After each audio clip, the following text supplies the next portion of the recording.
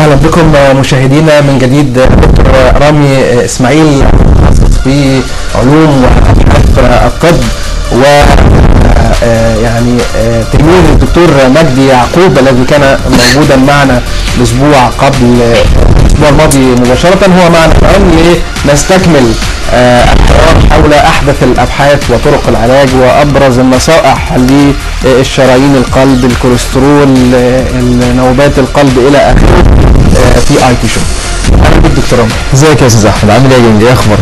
ربنا يخليك. خد نفسك الاول. اخد نفسي، عايز اعرف المشاهدين ان انا جاي جري الطريق في مصر، يعني عايز له حاجه في القلب، عايز له قسطره بقالي ساعه، بس الحمد لله اديني وصلت. الحمد لله، ربنا يخليك، ربنا يسعد ايامك ووقتك ان شاء الله. انت عامل ايه يا احمد؟ ربنا يخليك، ربنا يكرمك. خلينا نبدا الاول بنصائح عامه لقلب سليم وقوي، خصوصا ان قلب المصريين بعافيه شويه. كويس، تمام. بص يا سيدي، صلي على النبي. بدايه دايما لما يخش لي عيان سنه فوق 50 سنه غالبا بيبقى عنده حاجتين ثلاثه في الاخر هيجيبوا القلب. يعني غالبا بيبقى عنده ضغط 99%، وغالبا ممكن لو تخين شويه يبقى عنده سمنه ومعانا كمان فيها كوليسترول، ولو السمنه دي طولت شويه مع الضغط وفي تاريخ عائلي يبقى كمان معاه سكر، ويا سلام كمان لو بيدخن بقاله 15 20 سنه يبقى كده خير، غالبا الشرايين هتكون باظت. و90% من العيانين باجي اقول لهم عندكم ضغط ولا لا، ويقول لي لا وانا كاتب صح قدامها، لان تقريبا كل الناس اللي معديين 50 سنه عندهم الضغط. الا بقى لو واحد مثلا اللي هو في الجيش وما بياكلش كتير وبيلعب حوالين التراك، بيلف كل يوم 5-6 مرات، ودي بقى النصيحه اللي عايز اقولها. ده الفطره اللي ربنا خلق الناس عليها، ان الواحد المفروض ياكل على قد اللي يكفيه، لقمه صغنونه، بدل ما تاكل مرتين في اليوم كتير او 3 مرات او مره واحده تدبها اخر النهار زي ما احنا بنعمل جعانين طول النهار. لا، المفروض ياكل 5-6 مرات كل مره شويه صغننين. والرسول صلى الله عليه وسلم قال كده، قال المعده بيت الداء، نحن قوم لا ناكل حتى نجوع واذا اكلنا لا نشبع. وفعلا وجد ان المعده هي سبب كل الحاجات دي. اللي بيجي له السكر بيجي له من المعده، اللي بيتخن بيجي له سمنه، اللي بيجي له كوليسترول، اللي بيجي له ضغط عالي، كل ده من المعده.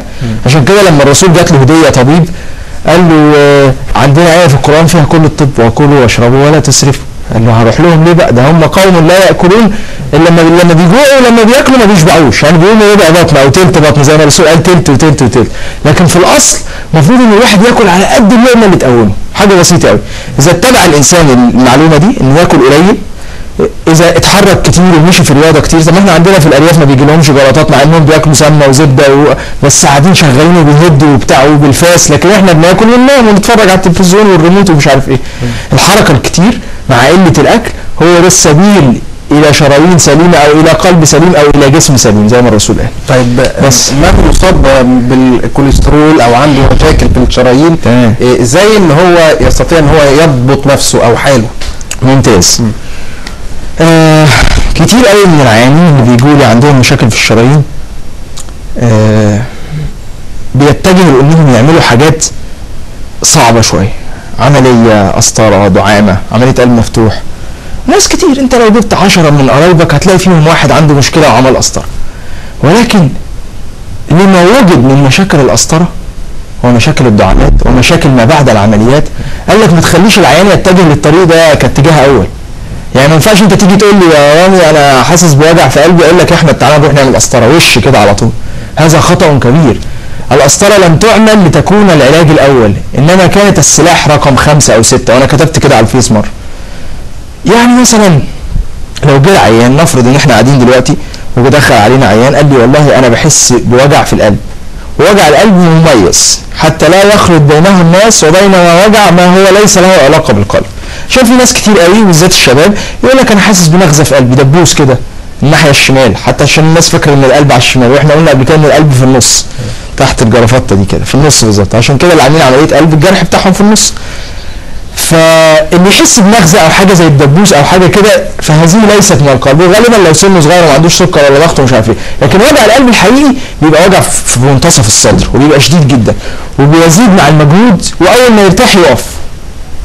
ففي الحاله دي لما اتاكد من وصفه ان الوجع ده صح وجع قلب، وممكن انا اتاكد بدون اشعاعات ولا اي حاجه خالص من مجرد وصفه. احنا كاطباء لما اتعلمنا قال لك انت عندك 5-6 خصائص لوجع القلب، لو لقيتهم فهذا وجع من القلب فعلا. ان هو يكون في وسط الصدر، انه يكون شديد قوي، انه يكون بيوقفه، يعني اول ما يبقى طالع سلم يجيله فيقوم واقف، لازم يقف، ما يقدرش يكمل وهو شغال، ويبقى ماسك صدره جدا، وممكن يسمع في الدراع او في الرقبه او في الظهر، وممكن يبقى شبه الحموضه، وممكن يبقى سكينه او حجر، لكن عمره ما يبقى نغزه او دبوس، ودايما يشاور بايده، ما ينفعش يشاور عليه بصباع واحد، واول ما يرتاح دقيقتين يروح، دقيقتين، عمره ما يقعد ساعتين ثلاثه، وعمره ما يقعد ثانيه زي النغزه كده. بالخصائص اللي قالها دي، عشان كده العيان اهم حاجه في العياده استجوابه، تقعد تاخد وتدي معاه، لان السؤال المريض هو مفتاح التشخيص، والا كنت هتقول لكل الناس اعملوا لي فحوصات. اول بقى ما توصل لكده وعرفت ان الوجع ده فعلا وجع قلب، تبدا بقى تشوف ايه اللي عند الراجل ده غلط يتظبط. زي ما قلنا كده ان انت من شويه وانت بتسالني، عنده كوليسترول عالي اديله دواء للكوليسترول واقول له يقلل الدهون في الاكل، عنده ضغط عالي اديله دواء للضغط، انزله، مش بياخد دواء ضغط وضغطه لسه عالي ويقول لي انا باخد دواء الضغط، لا، ياخده كل يوم وينزله. يعني ايه؟ يعني الرقم اللي فوق لا يزيد عن 120 او 130 بغض النظر عن الرقم اللي تحت، على عكس ما الناس فاكره الرقم اللي تحت هو الاهم، الرقم اللي فوق هو الاهم، بدليل ان لو واحد ضغطه 190 على 100 هيبقى عالي، ولو واحد ضغطه 190 على 10 برضه هيبقى عالي وهديله علاج، فالرقم اللي فوق هو الفيصل. فلازم ياخد دواء ضغط بحيث لا يزيد الرقم اللي فوق عن 120 30. ظبطنا الكوليسترول، ظبطنا الضغط، نقلل الملح جدا، لان عمر ما ضغط عيان ضغط هيتظبط الا لو قلل الملح، عشان كده بقول له انت ممنوع عنك حاجتين بس في الاكل، الملح والدهون. ان كان عنده سكر بنزود عليهم السكريات والنشويات، وطبعا يظبط السكر. نقلل الوزن، يزود الحركه، ونشوف الدنيا فيها ايه. لقينا تغيير اللايف ستايل بتاعه فرق في الشكوى بتاعته، وجه قال لي والله الوجع قل جدا، كفى بها ونعم. لقينا الموضوع لسه الوجع قال لي يا بيه، بس برضه لما بطلع سلم بقف مش قادر وبنهج وبتاع. وفي فرق بين النهجان والوجع، اللي انا بتكلم عليه بتاع الشرايين ده وجع، لكن النهجان ده عادي، انا بنهج اهو، اي واحد ما عندوش شويه فتنس او تخين شويه هينهج، ده طبيعي، لكن انا بتكلم على الوجع. جه قال لي لا لسه الوجع موجود، ساعتها بتجه للخط الاخر. ايه الخط الاخر؟ ان انا اديله ادويه توسع شرايين القلب، اديله ادويه تقلل ضغط الدم، اذا ما كانتش لسه ضغطه ما ظبطش اديله ادويه تقلل الكوليسترول بعنف، اديله ادويه تظبط السكر يبقى على الشعره، اديله ادويه تحسن اداء عضله القلب، وبعد كده اشوفه كمان زياره كمان اسبوع ولا 2. غالبا هيقول الوجع راح بنسبه كبيره. لو الوجع بقى ما راحش في الفتره دي، ساعتها بقول له عايزين نعمل حاجه كده بالمجهود، اي اشعه بالمجهود. يعني الناس عارفه ان في حاجه اسمها رسم قلب، ولكن رسم القلب العادي بتاعك زي بتاعي زي بتاع واحد عنده القلب وشرايينه كلها مسدوده طول ما انتوا نايمين انتوا الثلاثه. لكن لو بدات انت تتحرك مش هتتعب، هو لو جه يتحرك هيبان بعد كام دقيقه هيتعب، فاقدر احدد قد ايه الراجل ده حالته صعبه. جري 9 دقايق وتعب في اخر ثانيه، ولا جري دقيقتين وقال وقف والدنيا اتبهدلت، ساعتها اعرف ان الموضوع كبير. واقدر بقى اقيس، اديله العلاج، وبعد شويه اعمل له التيست ده تاني، اشوفه قدر يجري اكتر، قدر يعمل مجهود اكتر، وغالبا كلهم بيظبطوا. وان لم يظبط بعد كل ده والراجل خنقني وبيعمل كل اللي انا قلت عليه وضغطه مظبوط بالظبط وضربات قلبه مظبوطه بالظبط، واديت له جميع الاسلحه اللي عندي بعد 4 أو 5 زياره، ساعتها اقول له طب نعمل قسطره. شفت ازاي جت انت؟ الشباب والقلب موضوع مهم كويس، خصوصا ان امراض القلب اصبحت تصيب العديد من الشباب. صحيح. نصائحك للشباب متى يبدا في الكشف، يعمل تشيك، يطمن على نفسه، واذا اكتشف بعض العيوب او المشاكل ازاي يتعامل مع حياته؟ الشباب والفتيات طبعا. انا عارف ان انت بتسال السؤال ده عشانك، انت شاب ما عندكش القلب، ما تخافش ومن مثلك في السن، اوكي؟ عشان تبدا تتكلم على قلب في شباب، على الاقل عمري ما شفتها يعني الا بعد 40 أو 50. بس بتحصل امتى تحصل؟ لسه هكمل اهو. لو كان مدخن بتاع بلاده، يعني مدخن ياباني اللي هو كل يوم علبتين، او بيشرب مخدرات حشيش، دي ممكن تجيبها وهو سنه 20 سنه. لو لقيت جلطه في واحد ما عندوش اي حاجه، ولا ضغط ولا سكر ولا دهون ولا كوليسترول ولا بيدخن ولا عنده اي مشكله، وعنده 25 سنه، قول له انت شربت الحشيش امتى؟ هيقول لك عرفت منين يا باشا؟ لازم، لانه ما بيعملش حاجه في الشرايين او يريحش، بيعمل اسبازم في الشرايين او المخدرات او بس يعني يقدر في راسهم الحشيش انه بيخلي الشرايين تقفش كده، تعمل اسبازم اكنها قفلت. طيب يعني فطبعا ده حاجه اساسيه. هكون شعبي وصريح، البنج في بعض الاحيان بيأثر نفس الليله بيأثر نفس الموضوع بيأثر. وفي واحد يشرب بانجو 100 سنه وما يحصلوش حاجه، وفي واحد من اول مره يحصل حاجه، بس كظاهره اذا وجدت جلطه في سن صغير ففكر في المخدرات كرقم 1. والتدخين طبعا. لو واحد بيدخن، انا بشوف ناس، في واحد انا عندي في العياده ظابط وراجل محترم جدا وعنده مثلا 30 35 سنه وجاي لي بقسطرتين ثلاثه، ايه يا عم في ايه؟ تلاقي تدخين محترم ان هو عنده مثلا 20 سنه بيدخن كل يوم علبتين، تقول له ابشر بعد 10 سنين الشرايين هتتسد ان شاء الله، حتى لو ما حصلتش ربنا اراد كده. يعني واحد رمى نفسه من الدور الرابع ما اتعورش، يرمي نفسه تاني الحمد لله. ما يجيش واحد يقول لك اصل انا مش عارف ليه ابن خالتي بيدخن بقاله 100 سنه ومات في حادثه عربيه ما ماتش من القلب، قول له يا معفن لو كان قاعد ميت كان هيموت السنه الجايه. خوفه. ان لم يعلم مريض القلب مدى اهميه توقيف التدخين فلا داعي للدواء. انا بخوف عيان كده. انا اتذكر ان جالي عيان مدخن شره جدا جدا بيشرب بتاع 50 سيجاره في اليوم. اسمه عم ابراهيم، يا رب يكون بيشوفني، يلا زي بعض. الراجل ده اصبح يجي له الالم على فترات متقاربه لدرجه انه مش عارف يروح الحمام. يروح الحمام يجي له وجع يقف، حاطط كرسي في كل حته في الشقه. فالراجل جه وهو متوقع اني ساطلب منه قسطره. فقلت له بطل تدخين واعمل مش عارف ايه. واعمل اشعه بالمجهود. عملنا اشعه بالمجهود، بس في اشعه ثانيه احسن من رسم القلب اسمها مسح ذري بالمجهود، والمسح الذري دي ليها ميزه انها بترسم لك القلب من جوه اكنك عامل قسطره بس وانت قاعد من بره بدون ما تخش ولا تعور شويه ولا تعمل حاجه. وترسم لك قد ايه من القلب مش واصل له دم. فعملنا الاستادي دي لقينا عنده 25% من عضله القلب مش واصل لها دم.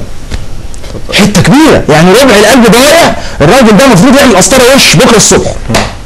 والراجل اترعب وخاف يا عم خلاص والله يا ابويا بطل السجاير وهعمل مش عارف ايه ومش هاكل دهون وهمنع الملح، ورحت نفخه ادويه بقى. اديته ادويه بقى بطأنا القلب جدا.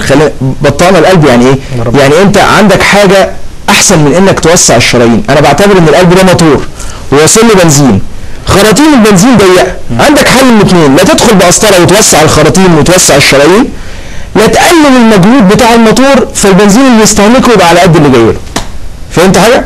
يعني زي عربيه بتاكل بنزين كتير بس مركبه 10 تنفار، نزل الاول الناس وبعدين شوف الدنيا فيها ايه. فانت نزلت المجهود بتاع عضله القلب، نزلنا الضغط بتاعه جدا، خليناه 120 على الشعر. ضربات القلب السريعه جدا، ما هو القلب لما يكون سريع كده يستهلك دم اكتر، خليناها 50 60 دقه في الدقيقه.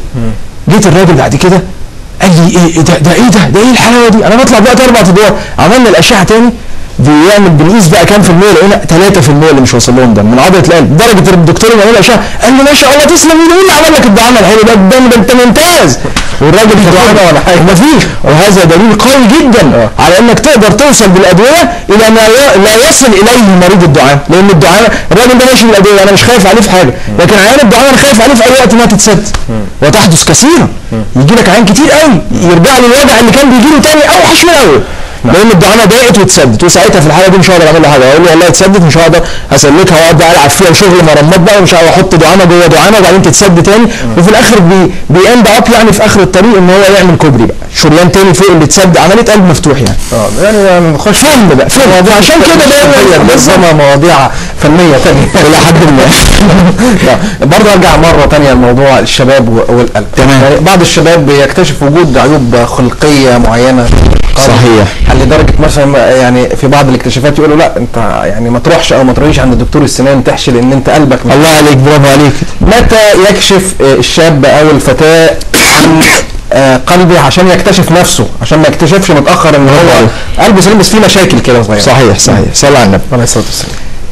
بدايه زي ما في مرض شهير جدا في الكبار اسمه الشرايين، ان الشرايين تتسد ويجي له وجع ويعمل قسطره وذبحه وياخد ادويه والفيلم اللي قلنا ده كله. في مرض شهير جدا في الاطفال او في الشباب الصغيرين اسمه الحمى الروماتيزميه على القلب، ودي يمكن خلي لها حلقه لان حرام اكروتها يعني. بس دي السبب الوحيد اللي تخليك تشوف عيل صغير داخل يعمل عمليه قلب او شاب صغير قدنا كده داخل يفتح قلبه. ليه يا حاج في ايه يا عم انت لسه؟ يقول لك ده انا جالي حمى روماتيزميه وانا صغير وللاسف اثرت على صمامات القلب، فالصمام ما بقاش يفتح كويس بقى ضيق، او بقى بيفتح بس ما بيقفلش بيفوت ارتجاع يعني في الصمامات، فداخل اعمل له عمليه تغيير صمام. والعيان ده بيبقى يعني بيصعب عليا لان المرض ده ممكن يتعالج بسهوله قوي. يعني التاني صعب اقول له بقى بطل تدخين وعيش حياتك واجري كل يوم نص ساعه، لكن ده بدايته بتبقى شويه لوز. يعني انا هديك سيناريو. لو واحد طفل صغير انت مثلا ابنك او اخوك جاله شويه لوز ولا دور سخونيه ورحت مديله مضاد حيوي، خلاص الميكروب هيموت. ام تانيه بقى بتطنش ما تديلوش مضاد حيوي، غالبا بتبقى ام غلبانه. واحد ست مثلا عندها 9 عيال ورمياهم والعيال قاعدين بيكحوا ويعطسوا وسايباهم، فالميكروب يقعد في الواد وبعد شويه يموت، ويجد ان الميكروب اللي بيعمل الفيلم ده ميكروب عبيط قوي وبسيط جدا، واي مضاد حيوي يموته، حتى اول مضاد حيوي تم اختراعه يموته.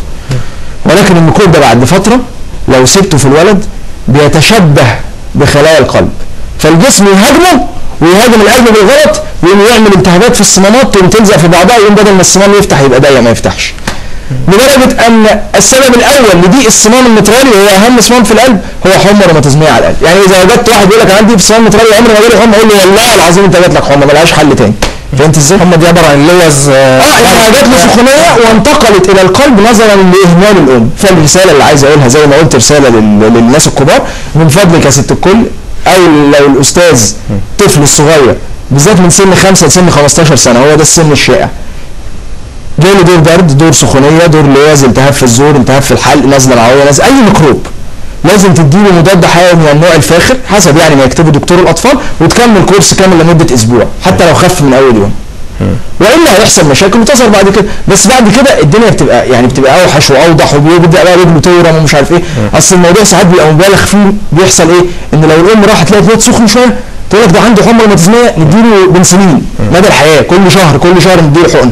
الحقنه دي لم تخترع لهذا الشخص، الحقنه دي اخترعت للي جاله حمى روماتيزميه اوريدي وبوظت حاجه في قلبه، او للام المهمله اللي لو قلت لها والنبي لما ابنك يسخن اديله مضاد حيوي هتقول لي والله مش واخده بالي، ده انا شغاله والراجل بواب وانا سايبه 9 عيال. اقول لا خلاص ادام انت مش مأمنه عليه، كل شهر كل يوم واحد في الشهر اديله الحقنه دي مضاد حيوي طويل المفعول يقعد شهر. جاله ميكروب ما جالوش ميكروب هيبقى المضاد الحيوي قاعد، لكن ده مش حل. طبعا ممكن يقعد طول السنين ياخدها وما يجيلوش ميكروب الا في الشهر اللي بطلها فيه. طيب لكن الاسهل انك تقول لها لما يسخن ابنك اديله مضاد حيوي. من اكتشف بقى وجود عنده هذه الحاله دي اللي هي الحمى ازاي؟ لما يكبر يقدر ازاي ان هو يعني يعمل ريهابيليتيشن بقى، يعمل اعاده نقاهه لنفسه ويعيش سليم زيه زي اي اوكي ممتاز. الرساله الاولانيه، انت كل اللي مطلوب منك عشان تكتشف اذا كان ابنك عنده مشكله في القلب، او لو انت فاكر ان عنده حمى روماتيزميه ومش متاكد وبتديله الحقنه دي وخلاص، مع ان يعني اللي بيدي الحقنه دي الاقيه واحد دقيقه مثلا وصحي جدا واخد باله من ولاده، طب بتديله ليه حقنه كل شهر ما دام الواد قدامك لما يسخن هتشوفه ملهاش اي قيمه. يعني انت لو جالك خراج في ضرسك مثلا قلت لك يا احمد خد علبه مضاد حيوي وبعد اسبوع لما تخلصها خلاص وخف الدم، ينفع تفضل ماشي عليها سنتين لقدام كده عشان ما يجيلكش دم تاني؟ طب لما يجي. فانت اقصد ايه؟ فهي بس بتدي للام المهمله او الام اللي فعلا ابنها جاله مشكله في القلب وفي صمام بايظ فعلا، وهذا يعرف عن طريق السماعه، الصمامات بتتسمع بالسماعه، او عن طريق الموجات الصوتيه. في اشعه اسمها موجات صوتيه زي السونار كده بتاع الحامل، بس سونار على القلب مش على البطن، سونار على القلب، موجات صوتيه على القلب، دي تقدر تشوف بيها الصمامات. ان لقيت صماماتك الاربعه سليمه اذا فلا داعي لهذه الحقن. ان لقيت صمام منهم فيه ضيق او ارتجاع اذا فالقصه هنا، ومش اي ضيق او ارتجاع، في ضيق بسيط وفي ضيق متوسط وفي ضيق شديد قوي. لو بسيط بنطنشه، مش بدي العيال ده علاج، بس اتابعه بكل شويه موجات صوتيه كل 6 شهور اشوف. لو متوسط بنديله علاج. لو شديد وما قدرناش نقلل شدته بالعلاج ساعتها محتاج اغير الصمام. اوكي؟ يعني نسبه بسيطه الحمد لله اللي بتحتاج تغيير الصمام. بس خليني اذكر حاجه بسيطه قوي كتير قوي من الناس بتخاف منها لدرجه اني بقيت اشوفها بالهبل. هي حاجه اسمها سقوط في الصمام او ارتخاء في الصمام، واول ما الناس تسمعها تقول لك ايوه انا رحت للدكتور قال لي عندك ارتخاء في الصمام. ارتخاء في الصمام دي كلمه عبيطه ومعناها ان الصمام بيفتح ويقفل عادي خالص زي اي حد بس مرخي شويه، ودي حاجه طبيعيه موجوده عند تلت البشر. انا عندي ارتخاء في الصمام، لكن ما دام بيفتح ويقفل خلاص، لكن مرخي شويه مش مشكله، مرخي بقى وفي ارتجاع بقى ومرخي قوي ساعتها دي تبقى مشكله. لكن كلمه ارتخاء في الصمام هي كلمه لا تعني مرض، لان بيجي لي ناس كتير قوي شباب ما شاء الله زي الورد ولمجرد ان اتقال له عندك حاجه في صمام في حاجه في القلب وخلاص قاعد في البيت وخايف وبيجي له بقى نغزات من الاونطه دي وقاعد بينهج ومش عارف ايه، واول ما يجوا يعرفوا ان ارتخاء الصمام هو ليس مرض وانه لا يعدي اي اعراض ويختفي كل حاجه ويعيش حياته. دي بس كان نقطه عايز اقولها. بس والتدخين في الشباب، عمر ما الواحد اللي بيدخن هيبان عليه الاثر السيء للتدخين قبل 20 30 سنه، لان ربنا ما عملناش مثلا موتور اللي هو لو حطيت له بنزين 80 من اول مره هيبوظ، لا ربنا حاطط لنا رئه تعيش 50 سنه وانا ببوظ فيها. فاهم ازاي؟ يعني اللي عنده فيروس في الكبد بيشتكي من اعراض الكبد بعد 20 سنه من الفيروس، لان ربنا خلق له كبد بما يكفيه ل 50 سنه ولو بايظ يكفيه ل 20 سنه. يعني زي الكلب، واحد مخلوق بكليتين مع انه يعيش بواحده او نص واحده، برضه الرئه ممكن تعيش بفص واحد، يفضل بقى التدخين يدمر في كل الرئه لحد ما يجي على اخر فص ويبدا الواد ده يكح ويجي له مصايب وهو عند سن ال 50 وهو قاعد بيدمر في نفسه من دلوقتي. فيا من تدخن ابشر بخير قريب او بطل التدخين خلاص. طيب يعني طيب بالمناسبة يعني في مشاكل برضو كثيرة عندنا، يعني مثلا هل البرجر ودهون البرجر والفاست فود والاكلات السريعه والاكل مش عارف ايه الحاجات اللي انت بتقول عليها دي خلاص، هل دي بتعمل نفس الاثر للتدخين؟ هل دي اللي بتسبب بقى الكوليسترول وقفل الشرايين؟ ده اساسي بقى الحواديت دي ده اساسي عشان الناس اللي بتاكل بره وعايشين على الاكل المحمر والبطاطس والفرايز وكنتاكي ومش عارف والحركات دي. كل هذا الاكل هو عباره عن اشياء مهدرجه بتحمل نسبه من الدهون انت لا تتخيلها. دي اول كلمه بقولها للطفل الصغير اللي امه بتقول لي ده لسه عيل وبينهج، اقول له يا ابني قلل شويه الدهون اللي انت بتاكلها، ما تاكلش حاجات من الشارع، لان ببساطه اي واحد تخين هينهج بدون اي سبب. فهمت ازاي؟ يعني لو جبت ابو تريكه وقعدت في البيت سنه وسبته ياكل ويتخن ونزلت الملعب اول 5 دقايق هينهج. انت حكايتك مع ابو تريكه انت يعني متعب يا سيدي اي حد وخلاص. انا بدي مثال يعني كده، بديك مثال لواحد ما عندوش حاجه في القلب يا سيدي خليه يبيع اشوف الاول. لا بس يعني اللي اقصده كده فاهم ازاي؟ يعني بالمناسبه في اظن لعيب كوره واحد قال له ده انت عندك ارتخاء في الصمام، اللي قلنا عليه ده ملوش لازمه، فضل سايب الكوره وقعد واكتئب وقعد في البيت سنين وفي الاخر عرف ان هو ليس له اي قيمه. وهذا يدل على اهميه الحاله النفسيه للمريض في استجابته للعلاج. اذا اديت للعيان الدواء باحساسه انه هيخف غير لما تديله وتقول له والله هنجرب، فاهم ازاي؟ ولكن في جميع الاحيان لازم تعرف ان الحديث اللي انا قلته في اول الايه او في اول الحلقه هو مفتاح جميع الامراض، والاتباع معاه هو مفتاح الصحه، اللي هو لا تاكل الا لو جوعت، ولما تيجي تاكل ما تشبعش، كل شويه صغيرين. لو جيت تشوف الطفل اللي بيتولد بفطرته اما بيجي يرضع اسال امه كده بيرضع الولد كام مره، مش هتقول لك فطار وغدا وعشاء، هتقول لك بيرضع 12 مره كل ساعتين يرضع. هو مش عامل حساب انه يملى بطنه قوي عشان تاني يوم ما يجوعش. ده الطبيعي في الانسان لما خلقه ربنا. ايام الرسول ما كانش فيه فطار وغدا وعشاء، كان شويه صغيرين كده وياكل كذا. لكن البرجر خطير طبعا الاكل بالليل متاخر يعني، ما هو ده الحاجات دي الشاورمات، ما هو ده بقى اللي هيخليك تاكل ولا تحرق. يعني تاكل الاكل وما تحرقوش. ما انت بالذات انت لو اكلت بالنهار واتحركت كتير فمهما اكلت من شحنه فسيتم استهلاكها بالحرق عن طريق الطاقه اللي انت بتطلعها. وفي طاقه كمان بتطلع عشان تدفي الجسم، يعني حوالي مش عارف 50 او 60% من الطاقه اللي انا باكلها مش بس عشان اتحرك، ما انا قاعد اهو بس جسمي دافي. لو واحد ميت جسمه هيسقع، طب ايه اللي مدفي جسمه؟ جزء كبير من الطاقه اللي بتتحرق. لكن لما تنام بالليل في الساعه وفي الجو الهادي وما بتتحركش وواكلك بقى 1000 سعر حراري عايزهم يتحرقوا، هيتخزنوا تاني يوم على هيئه دهون، وبعد 2-3 هتلاقي نفسك تخنت 10 كيلو، وبعد شويه هتلاقي نفسك بتنهج، وبعد شويه هتلاقي الضغط عالي اكيد، وبعد شويه لو التخن ده زاد ركبك هتوجعك عشان مش قادر تمشي عليها، ولو كان عندك تاريخ عائلي في العيله ما عندهم سكر كمان يجي لك السكر، وبعد شويه تحس بوجع في قلبك وتروح لدكتور ويعمل لك قسطره.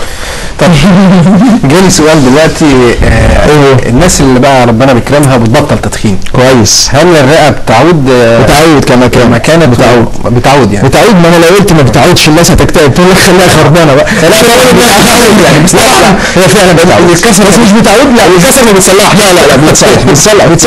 بص الجسم هو المكان الوحيد الذي يصلح نفسه بنفسه. طب خير، انت لو جبت الازازه دي مثلا لا قدر الله واتكسرت وجيت لك الحلقه الجايه كمان 20 سنه هلاقيها برضه مكسوره، مش عشان سبتها هتتصلح.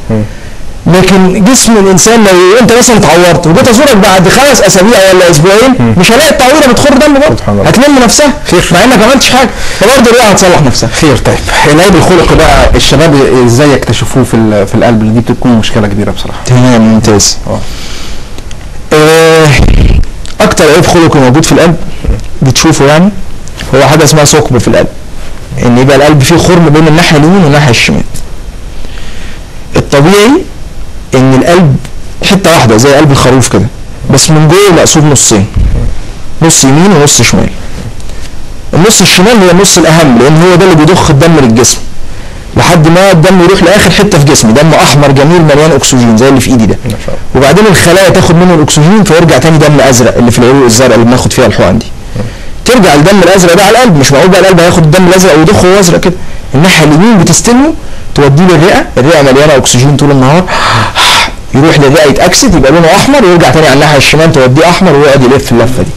وعشان ما يلفش العكس ربنا خالق الصمامات 4 صمامات زي 6 بلف كده، الصمام يفتح يجي القلب يدق يرجع القلب تاني الدم تاني مكان ما جه، يقوم يقفل عليه بحيث ما يرجعش، فالدم ما يلاقيهوش سكه غير انه يروح الناحيه التانيه، وفي حبال بتبقى شاده الصمامات دي. عشان قصه طويله يعني، يمكن عايزه كل حاجه من اللي قلناها النهارده عايزاها حلقه ولا حاجه يعني، عشان تشوف عظمه ربنا في خلق الانسان. فالخرم ده يبقى فيه ثقب بين الناحيه اليمين والشمال، و90% من الثقب اللي موجود في الاطفال بيقفل في خلال اول سنه او اول سنتين، يعني ما بنحبش نتدخل في الاول، بنتابعه بس.